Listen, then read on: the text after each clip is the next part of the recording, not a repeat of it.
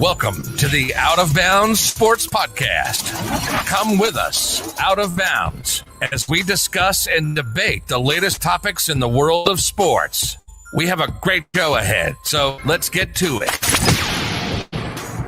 Hello and welcome to the Out of Bounds Sports Podcast. Again, I'm your host, Corey Harrison. Alongside of me today, for the very first time, Jonathan Mathis. How are you doing today, Jonathan?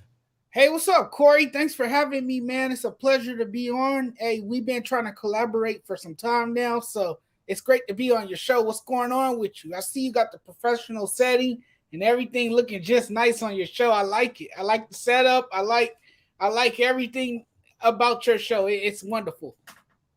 Man, I appreciate that, man. And I've followed you for quite some time. I saw you, see you on Facebook a lot, discussing some of the hot topics in the NFL, NBA. And I just definitely had to get you on the show. I haven't recorded in a while, so it's good to, kind of jump back into it and then have such an esteemed podcaster as yourself, kind of kick it back off. But today is going to be a pretty short show, but I want to kind of dive into some NFL topics, some Cowboys. Of course, we got to talk about some Lakers. But first, let's go into some NFL recap, week 2. So you say you was able to see that Charger-Cowboy game. So, what are you seeing from, I guess, Dak had his contract dispute last season. He ended up getting injured. And then, we kind of like uncertain after seeing the Hard Knock episodes and seeing, not really, certain about how he was going to look, starting week 1. But he looked great. But then we talk about week 2 recap. So we're talking about that Charger game. So you said you was able to see that Charger game. What were you able to see from both quarterbacks? And do you think, from your opinion, that the Cowboys win this game or the Chargers actually lost this game? Well, when you watch the game, right, it was very close. It was compelling to the end. A very, very good game. It didn't quite end in the Chargers' favor, of course. And the Chargers didn't really have any fans behind them because that stadium was taken over by Cowboys fans. But overall, I thought it was a hard-fought game by both teams. The Cowboys have given their fans a lot of optimism, I would say. And a lot of people did expect Dak Prescott to be where he is now, right? Because that was the concern coming into the season, his health and durability. And now that you're seeing what he's able to do, it is simply amazing. I mean, who would have thought that he would have an astonishing performance like the one that he had in week 1, and then you have a pretty good performance in week 2 as well. This says a lot, but what do I think about Mike McCarthy not going to the run a lot? Why is he abandoning the run so much? Why doesn't he trust in a guy like Ezekiel Elliott, who once was the top running back in the league? I think if you run the ball more through a guy like Ezekiel Elliott, you can open up more of your offense. You could take more pressure off of a guy like Dak Prescott and not rely on him so much to just make throws. I understand that it's a passing league. I get that Mike McCarthy is a pass-first coach because of what he had in Green Bay. He didn't really have a strong running game there. The Green Bay Packers offense wasn't a run-heavy offense, and that offense was all through Aaron Rodgers. But this is a different dynamic here in Dallas, and I think that's what the Cowboys need to focus more on, is running the ball. And then, of course, you had the Chargers, who looked really, really good as well. Unfortunately, it didn't end in their favor. They lost the game. But Justin Herbert, too, he's putting on the show. And this is a guy who came into the league and made an immediate impact on that Chargers offense, right? He came in, he learned the playbook, he adapted, he got acclimated to the offense, and he's been terrific ever since. So it was great to see both of these quarterbacks have outstanding performances, and it was also great of a game. Unfortunately, the Chargers come out on the receiving end And I think that the Cowboys did manage to escape. I know you might disagree with me, but I think they got by in week 2. They barely were able to push past the Chargers, and it could have turned out to be a whole different outcome for the Dallas Cowboys. Yeah, I definitely agree with you. Wholeheartedly when it comes to them escaping because of the 2 touchdowns that were called back. Easily could have went into the Chargers' favor. I wanted to kind of go back to take on the Cowboys abandoning the run. Now, this team was constructed to run the football. Back in 16, they drafted Zeke. They wanted to run the football. They had already had that offensive line established when Zeke got there. If you remember, DeMarco Murray was the rushing leader. Then they got a few backs after DeMarco that didn't really like live up to that expectation as far as like the season they had before when DeMarco left. But then they drafted Zeke, and that offensive line was already there. So they had top picks coming from the offensive line, in previous drafts. So, it was kind of like head scratching as to why the Cowboys were drafting offensive linemen in the first round. And it started coming together. They was looking for that running back to be able to get behind that offense to run the football, to take the pressure off the quarterback, like you stated, previously. And when that came on and they want to start throwing the football and start throwing the ball over the field and things like that, they wanted to see exactly what that had. And, you kind of see Zeke's touches diminish a little bit. And this team, kind of forgot their identity. It was built to run the football. But then, you go to week 1, Dak throwing the ball 58 times. And I just think that if you're going to do that, I think that it just should be like a 1-2 punch, where Dak is throwing and then you keep them honest with the run. Yes. I think you got to mix it up a bit. But Mike McCarthy, that's not his coaching style. This is a guy whose playbook consists of a lot of throwing. So Dak is going to be throwing the football quite a bit with Mike McCarthy as the head coach. That's just the way it's going to be. So, yes, absolutely, Ezekiel Elliott's touches are going to be diminished and have diminished. That could kind of swing a guy's confidence, if you ask me. That could make it difficult for a guy like Zeke to get in rhythm, to find his rhythm and hit his strides, and that's not a good look for the Dallas Cowboys because, like you said, this offense is built to run the football. They decided that they were going to build around Ezekiel Elliott, and you got to get this man more touches because you paid him. You gave him a massive contract to be that guy. So you got to have him in the offense somewhere. You got to make sure that he's contributing and that he's coming up huge for you in such a big way. And I just haven't seen it. Another thing that's very suspect for the Dallas Cowboys is their defense. Their defense is not up to par. Their offense is good. We see what they can do on offensively, but their defense is questionable still. I think that's an area where they need to work to get stronger. And if that defense gets stronger and it can match the intensity level of the offense, watch out. The Dallas Cowboys can be dangerous.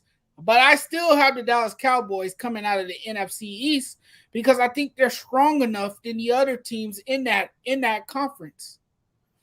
Yeah, I do. I agree with you, but partially when it comes to defense, because I've seen them get after the quarterback this last game.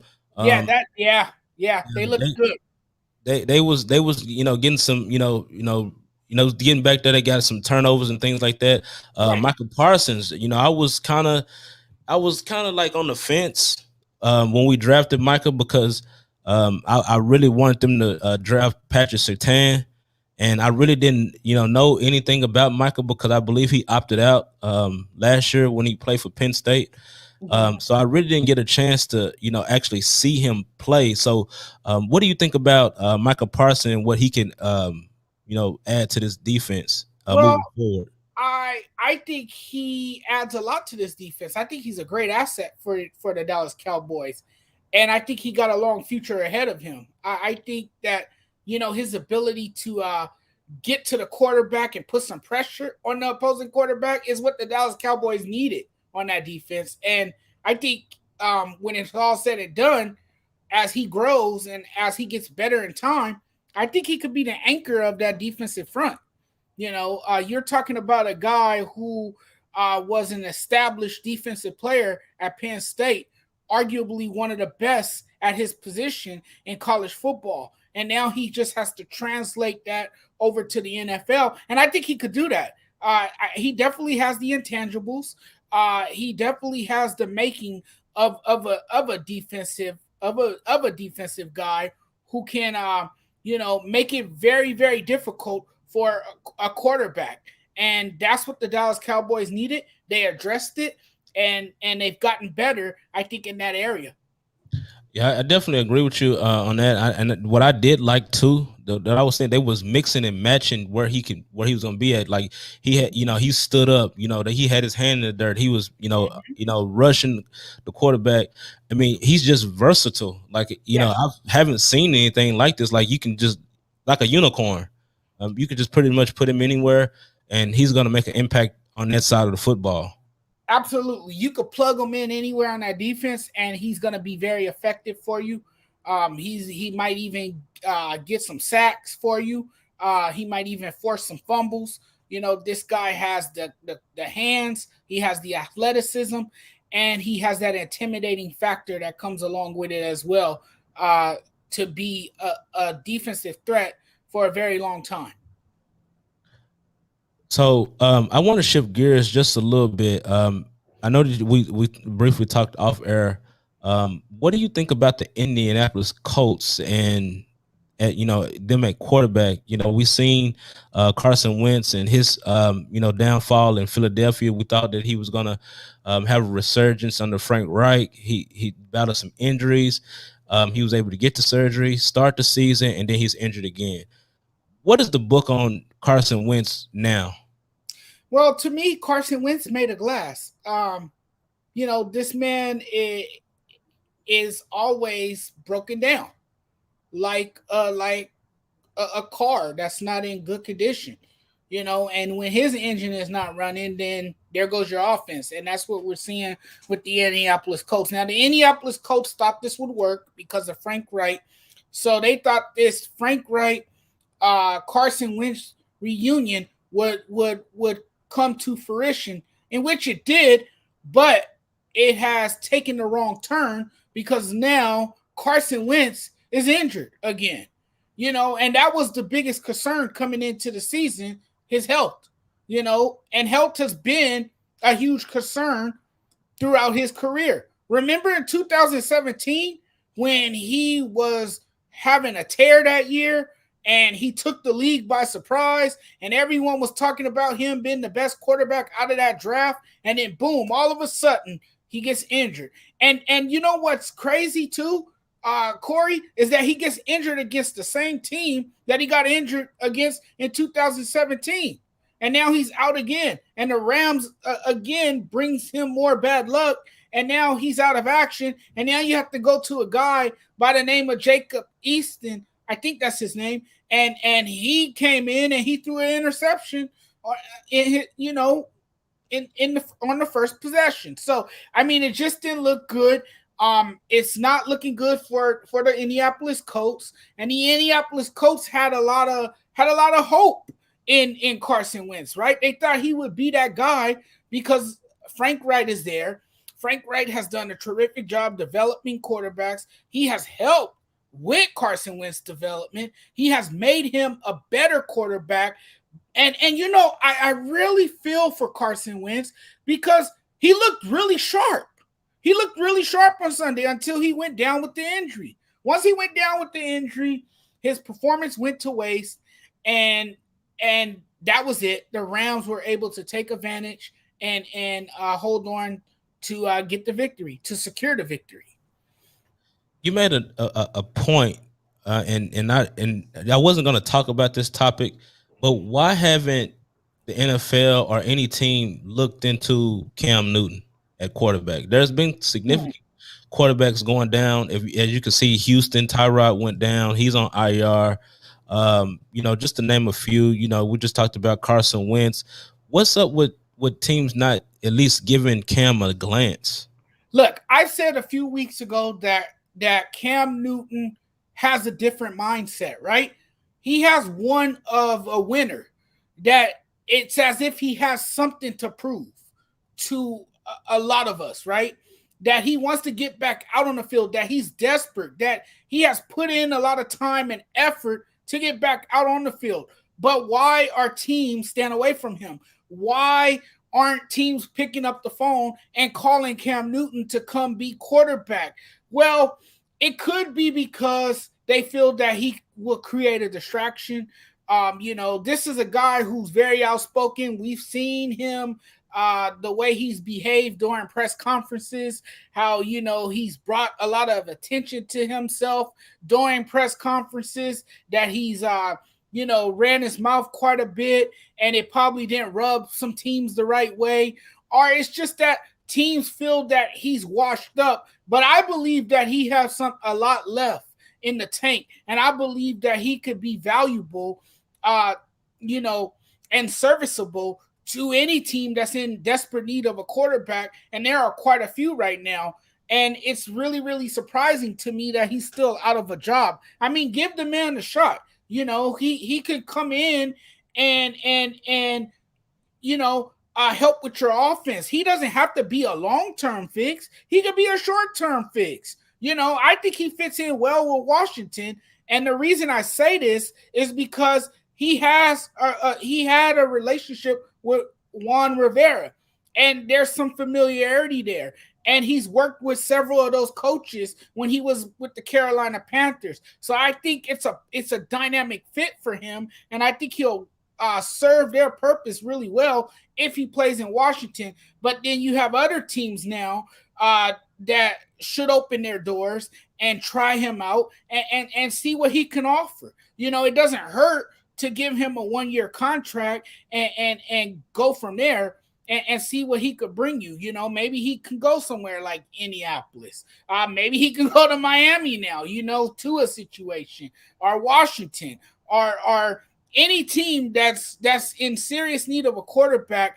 But to me, my friend, I think it's a number of reasons. Is because the fact that he creates a lot of controversy, and that, a lot of teams just feel that he doesn't have it anymore, that he's well past his prime, and that he's just a drama queen and a washed up quarterback. But I beg to differ. Yeah, I agree with you on that. I think he still has a lot to offer. We did see, him at full strength. That first game in Miami last year.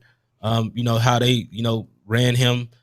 He was threw pretty good as far as like throwing the football. Then he had the Seattle game before he caught COVID, where he threw for 300 something yards, and I think they're right there at the goal line, and he kind of messed it up. I think he should have tucked that one and ran it into the end zone himself, and they probably could have beat Seattle last year. But then he got hit with COVID, and then I was ready to look at a full season of him actually getting pieces around him, because as when Tom Brady left, that team was decimated. Like, that team was bare. It didn't have anybody. Like, I feel like me and you could have possibly got out there and looked better than what they had out there, even now. But, I just think that there's some kind of conspiracy going on. Like, even when you mentioned Washington, and I thought about Washington too. I thought about that relationship with him and Ron Rivera. But if you remember, Washington needed a quarterback when nobody would give Cam a shot, and that was when he kind of fell in Bill Belichick's lap. So it's kind of begs the question: does Ron really value him like that? And two, why did they has he not called him yet? I think that something might have rubbed him the wrong way or something like that. He might know something we don't know, We may not never know. That would have been just like the easy fix, like to go ahead and okay, we're gonna see about Cam. I'm just not really sold on Heineke, like that. I know that he's injury prone as well. Then you got Ryan Fitzpatrick. He's just a glorified backup. He's you can't really put any expectations on Ryan Fitzpatrick, to carry your ball club into deep postseason run. I mean, really, honestly, like if you think about it, with Ryan Fitzpatrick, as long as you don't put any high expectations on him, he's going to perform well. But as the minute when you expect something from him, then he's going to lay an egg. Yeah, he has that Fitz magic, but it fades away constantly.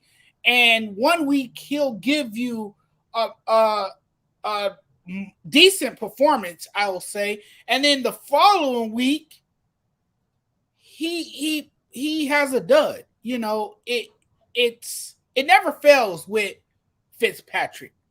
I mean, he's too inconsistent, but he does have that Fitz magic, and the games that he somehow wins are the teams he should be losing to, and the teams that he lose to are the teams he should beat. So that's been Ryan Fitzpatrick's career, and I just think that Cam Newton would fit really well in Washington. But keep in mind, my friend, Cam Newton also shot himself in the foot when he said he wouldn't be a backup on anyone's team, and so maybe maybe these teams are paying close attention to that. Maybe they haven't forgotten those remarks.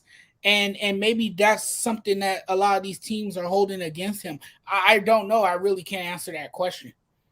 Yeah, I just think, as somebody that's talented, I mean, we talk about somebody past that prime. Tom Brady, he's 44 years old. I mean, I would just have to, just like Cam is only like, 32, 33 years old. Yeah. I mean, he's still a really young guy, but his attributes are different than Tom Brady's. I mean, Tom Brady, is a pocket passer. He's kind of like, he's going to stay in that phone booth. He's not going to jump out the window and, do anything, outside the line of scrimmage. But you look at Cam, from college to the pros, he's a running quarterback. He's a physical quarterback. Exactly. What we give him, like 6'5", 230, maybe 240. He's a big man, and he relies heavily on his athleticism and physicality.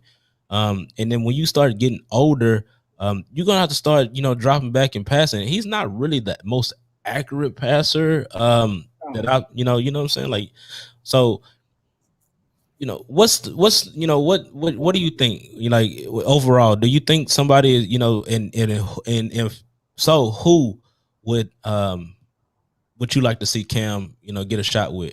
Just pick one team. What do you think would be the ideal situation in your opinion? He can win you ball games. And I think the perfect fit for him right now would be, I know I said Washington, so I'm gonna have to pick another team other than Washington. But with Tua's injury, maybe Miami. Maybe Miami will give him a chance. This is a team that gave Dante Culpepper a chance. A number of quarterbacks had a chance there. Maybe he goes to Houston. We know about their quarterback situation over there. Maybe that's another landing spot for him. But Miami right now looks like they can be a front runner for his services because of Tua's condition right now. So I really like Miami. I mean, it's a lot of flash there. It's not as glamorous as LA, but it's glamorous because it's soft beach, of course. And I just think he fits in well there. They really need a quarterback at this time. They have defense. Okay, the defense gave up 35 points on Sunday, and the team didn't manage to score anything. But their defense was anointed coming into the season. People was really, putting high expectations on that Miami Dolphins defense. So on paper, they looked really good. I don't know what happened on Sunday, but I think that's where Cam Newton could end up. And the rest remains to be seen. maybe Indianapolis with their current state now, and with Carson Wentz being unavailable. So maybe he goes there as well.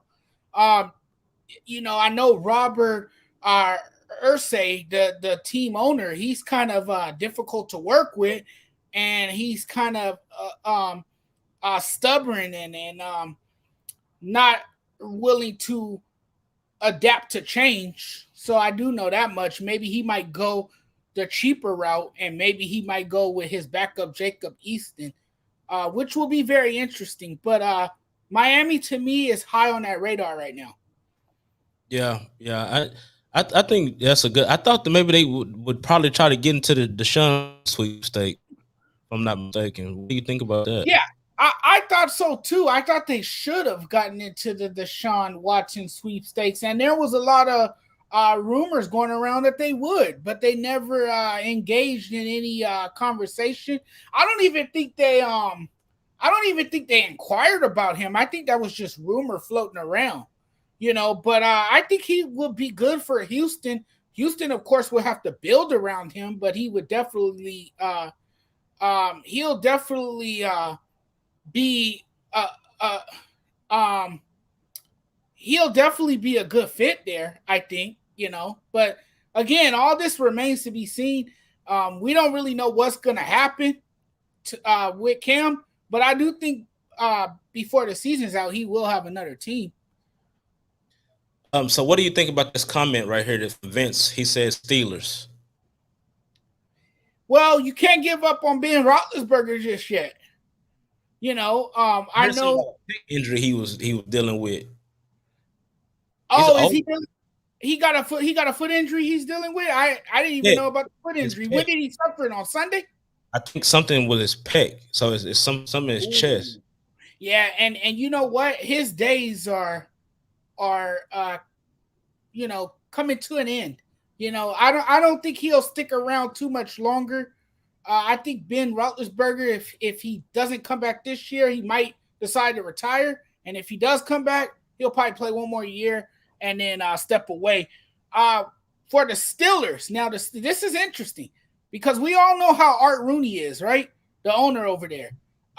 He likes good character, right? He's big on character. And if Cam Newton goes there, he's going to have to clean up some things, personality-wise. He's going to have to handle himself with a lot of class and dignity if he plays for a team like the Steelers. Because the Steelers, they don't tolerate certain behavior. So, I mean, yes, he could end up there, but Cam Newton's going to have to really, really be on his best behavior to play for a guy like Art Rooney, because that guy is a class act and he doesn't like too many distractions that can create so many negative headlines in Pittsburgh. If you think about it, they took Haskins and we already know what he did and with that's true. That's true. So why not go with Cam? And Cam could also be the better option than a guy like Dwayne Haskins. So yeah, you're right. And if you think about it too, like we talk about Cam's personality, but since he's been in National Football League, what have we heard off the field that would bring shame to his name? We haven't heard anything. It's just about the clothes he wears, his outgoing personality and things like that. That don't have nothing to do with his play on the football field, in my opinion. Yeah, exactly. And because he has an outlandish personality, and because he makes nonsensical comments, that's why people judge him the way he does. But you're right. You have to separate the two. It has nothing to do with what he does on the field. And if he can help with your product, I mean, why not give him a try? I absolutely agree with you on that, Jonathan. We're going to switch gears a little bit. We're going to talk about our Lakers. So I know we have not talked about all the roster additions together. I've seen some of your posts about what you thought about some of the moves and things like that. Mm-hmm. I want to get you on record. What is your record prediction? How far will this Laker team get? And are you at all concerned about the age of this roster? This team can get to a championship. They can honestly win it all this year if everyone stays healthy. Keyword, health. Everyone has to stay healthy. In order for this experiment to work, the Lakers can't have any injuries. And last season they were decimated by injury. You were without Anthony Davis. LeBron James wasn't 100%. This year you're gonna have to have healthy bodies to make this happen. And the Lakers, yes, age is a factor. You have players that's 30 or older on this roster, but you also have a lot of veteran experience. You also have guys who are hungry and want to win championships. And you also have a pretty decent coach in Frank Vogel. I know a lot of people disagree with me, but I like him because he emphasizes the importance of defense. And the Lakers have become a better defensive team ever since he took the job. So, you got pieces in place. You got guys that know what's expected of them. And, you got a guy like Russell Westbrook. If he can subjugate his ego, I know I keep repeating myself in every show that I come on to do, but it's the truth. He's going to have to adjust his style of play.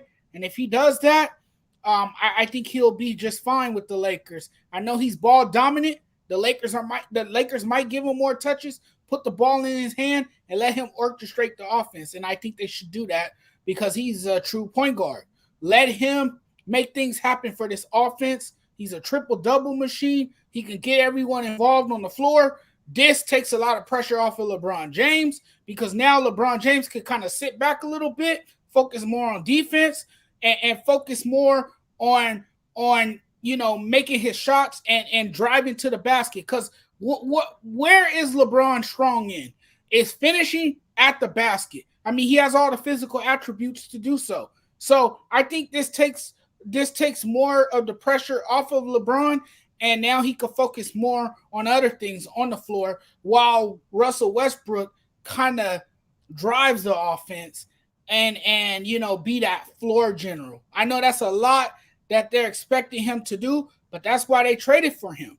They traded for him because they know he can be that guy. Now, that doesn't mean take ill-advised shots and take terrible shots, because Russell Westbrook has a tendency to do that. We've seen it. Sometimes he takes terrible shots and you're sitting there and you're saying, like, what the heck are you doing? Why would you take that shot? Why didn't you make that extra pass since you have the ability to make those around you better? And then, of course, you have Carmelo Anthony, a guy who's hungry for a championship. He wanted to play with his friend LeBron James. He gets that opportunity now. Now he could come off the bench or even start and give you some points. They're not asking him to do too much of anything because you have other guys that can play defense on this team now. So you don't really need Carmelo Anthony to be that defensive force, even though he's improved in that area. See, that's what a lot of people don't mention, is that the fact that Carmelo Anthony has become a better defender in recent years. We've seen it last season, but he can also score for you. Then you got Malik Monk. People talking about this team being old. Malik Monk is not that old. Malik Monk is young. He came from Charlotte. I was very surprised that the Lakers were able to pull that off because the guy is young and they gave him the minimum, which is really a steal for the Lakers when you really think about it. And then now you got DeAndre Jordan, a guy who wants to win as well, a guy who can be a legitimate big man, somebody that can be a rim protector in the paint, could kind of help clog the middle. And then you got, of course, the Dwight Howard coming back, who wants to probably win another one. Still has that taste for a championship. So this team can get back to relevance and return to glory. They have all the pieces in place to do so. But again, everyone is going to have to stay healthy. But I like how Rob Pelinka constructed this team. He's built this team to contend for a championship. But Corey, I will say this before I let you have the floor. I will say this: if the Lakers don't win this year, it's a bust, because I feel like this is a one and done championship only because the Lakers will have to retool after this season because of those guys' ages. Yeah, I definitely agree with you on that, but you missed one point that not a lot of people that I've heard really talked about. It's only one concern that I've had. I haven't really heard anybody address it. I haven't seen these two guys together either. You remember back in the bubble when the Houston Rockets played the Lakers in the finals, the Western Conference Finals, when they played them. And what do you think about that relationship between Rondo and Westbrook? That's interesting. Because you know that his brother got kicked out of the bubble for what he said to Westbrook. I mean, yeah, said to Westbrook, and Rondo was kind of chiming in as well, saying some stuff too. So, but now they're teammates. So, what do you think about that? And you in this work because you know these two guys are two headstrong players. Do you think that it would kill morale or kill chemistry? You know what? They could put this behind them and move on. They're both grown men. They might have already squashed their differences. They might have already gotten over that. That's in the past. You know, these two guys are on a mission to win a championship. I know Rondo's gotten one, but Rondo's got a couple actually. But I know Russell Westbrook is hungry for one. But you know what? This is a grown man's league, and there's going to be drama. And sometimes when you're on the opposing team and you're going at it, you know, your emotions are running high in that moment. You know, so of course things are going to be said. There's going to be some trash talk. There's going to be some back and forth chattering and some talking going on. But that doesn't mean that, you know, you can forgive that person and move on and make sacrifices for the betterment of your team that you now play for. You know, this is all about winning a championship, and now is the time to foster some togetherness and cohesiveness and go about your business and hopefully get that championship ring when it's all said and done. I do believe they have what it takes to compete, but let's not think that they just gonna walk into the season, roll over everybody, and then that Brooklyn Nets team is scary.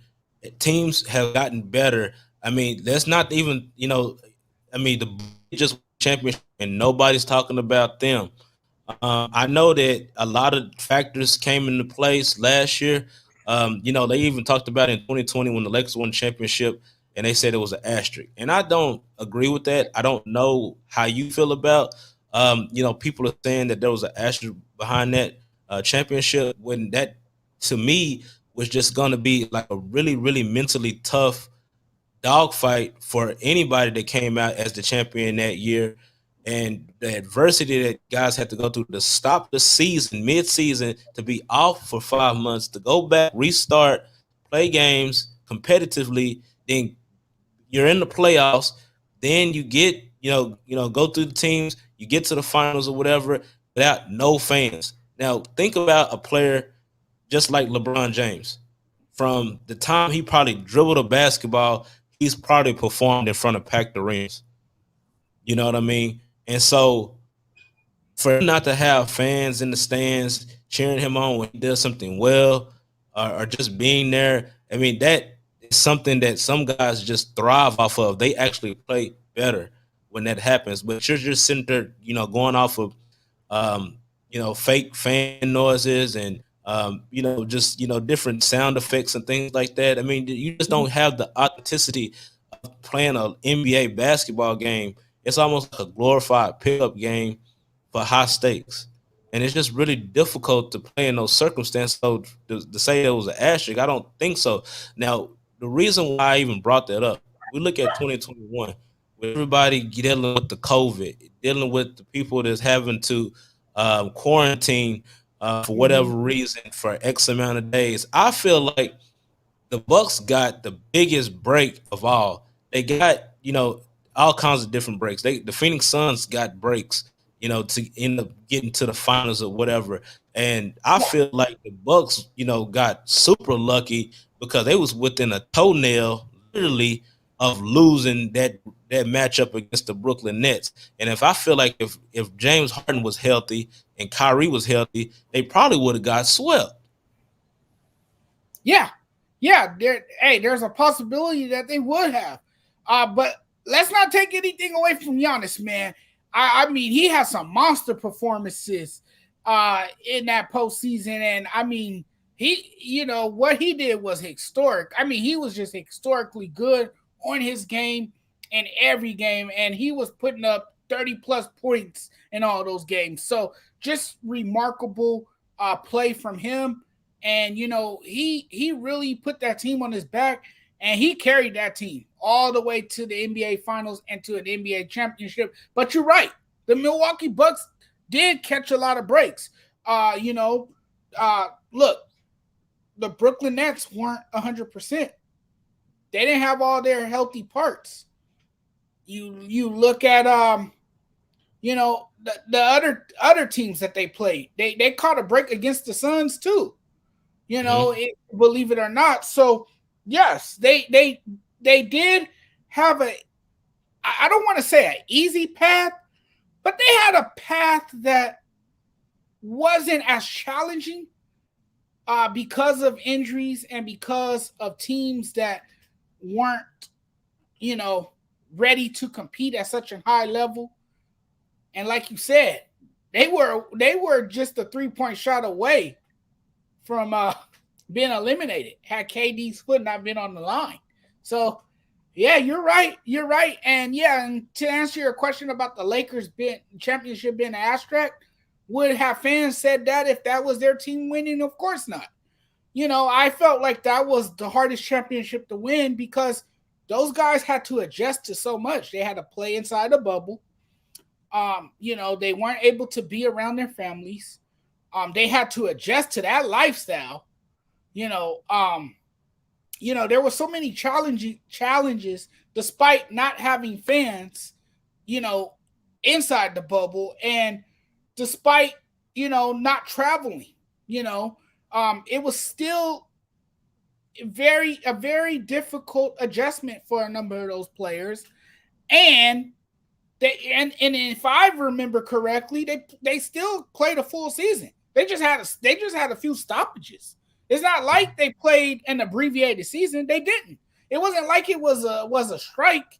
The only reason the season came to a halt the way it did was because we had this pandemic that scared a lot of people, and that a lot of people died because of this virus that hit the country, and so the NBA had to stop play for a minute briefly until they could figure things out and how they could resume play safely. And they did just that. They took it to the bubble, and the players had to play some warm-up games before they went back to playing regular season games. Everybody was in the same condition. Everybody had the same playing field. Yes. So exactly. Everybody had the same playing field. And it was a full season. I don't care what anybody say. It was a full season. There was just a couple stoppages because, one, of the COVID shutdown, and two, because of the social injustice that the players decided to come together and not play as a way to protest. And then you look at everything, like the league had to sign off on this. This is what we're going to do. This is the criteria. This is how the season is going to look. The resuming of the season is going to look. We're going to play these games right here. Then we're going to get into the playoffs. Then we're going to do it just like this. Everybody was fully understanding everything. But since the Lakers won, LeBron James won his 4th championship, now it's an asterisk, and people want to get into an uproar about the bubble this, and it was easy, but everybody signed off on it. Everybody knew about the conditions and things like that. We just played who was in front of us, and we played in the venue that we was told that we had to play in, and the Lakers won the championship. Now, like I said before, like I feel like the Bucks, if you want to say asterisk, I mean, they got all the breaks, but I feel like this year is going to be a clean slate. We're going to have to deal with the COVID regardless. I feel like it's just going to be just a part of our everyday lives now. I don't think it's going anywhere. We're just going to have to adjust to that. So it's just life with COVID. We're just going to have to figure it out. Mm-hmm. And this year, I think that the Lakers have a really, really good shot. And like you said, this will be a bust if they do not get to and win the finals. It will be a bust because, like you said, guys older, they're not bringing this team back. I mean, the only two players that I know for sure that are still under contract past this season is LeBron James and Anthony Davis. Exactly. So this roster was constructed to win now. Mm-hmm. I definitely agree with you on that. So we're gonna wrap up the show a little bit. I want to first thank you for hopping on the show, man. I know it was kind of short notice. I asked you yesterday about it. You're good. And I just really want to finally get you on the show. I think that you're doing a really, really excellent job with the content that you're putting out. Love reading your articles, man. Like your articles, if you have never read a Jonathan Mathis article, you're missing out. I want you to go ahead and shout out your socials and how people can follow you so they can actually see some of the things that you are writing about and some of the take that you're having on both leagues, the NFL, NBA. You also cover some MLB, don't you? Oh, yeah, yeah. I cover MLB too. Sure. I can tell everyone where they can reach me. They can find me on Twitter at SportsJudge85. You can also find me on Instagram. It's the same thing. SportsJudge85, and you could check out my website where I post a lot of that sports commentary that Corey was just talking about. You could find that at SoCalChronicle.com. I'll repeat it, SoCalChronicle.com. Check out the articles there that I post. It's mostly about the Lakers, the Dodgers, the Trojans, mainly everything LA. So if you love LA sports, you're in the right place. I have it all there for you. You guys are more than welcome to read and leave your comments. And you guys can also hit me up on YouTube. You guys can find me on my YouTube channel. I got a cartoon character of myself. And just find me. Just type in Jonathan Mathis. And you'll see the Sports Judge logo. And you'll see everything there. And be sure to subscribe to that channel. And check out some of my videos. And I just posted the website. You said SoCalChronicle.com. SoCal Chronicle. So that's SoCalChornicle.com. So make sure y'all follow Jonathan's page, his social, Sports Judge, SoCalChronicle.com. Like I said again, man, thank you for hopping on. I definitely appreciate you. Got to have you back on again. Love to have you back on. Love the show. Very good, man. And I'd love to have you on my YouTube one day. I'll let you know. Yeah, let me know and send me an invite. I would love to, do this again. I had a blast tonight. I had a blast with you, man. Thanks for having me. Yes, sir. Thank you. All right. If you love the Out of Bounds Sports Podcast, we'd love for you to subscribe, rate, and give a review on iTunes. Until next time.